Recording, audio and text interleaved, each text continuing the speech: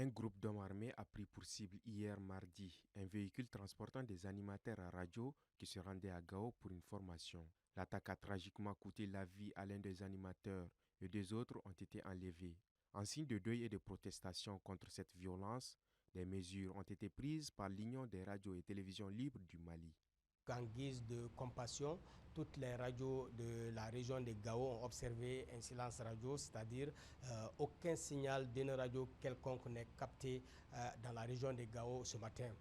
Vraiment, donc c'est des mesures que nous avons prises pour montrer notre compassion envers la famille des victimes, mais aussi alerter les uns et les autres de la situation qui prévaut en ce moment dans cette zone de la partie de notre territoire, notamment au nord du pays.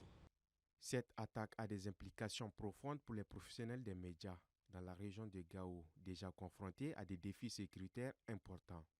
La situation est très dure aujourd'hui pour les hommes des médias qui évoluent dans ces zones-là. Donc nous interpellons les autorités pour vraiment s'impliquer davantage, non seulement pour nous aider à retrouver nos confrères disparus aujourd'hui, et plutôt hier dans la région de Gao, mais aussi et surtout de tout mettre en œuvre quand même pour assurer la sécurité des journalistes, pour nous permettre de travailler de façon convenable afin de pouvoir informer nos différentes populations.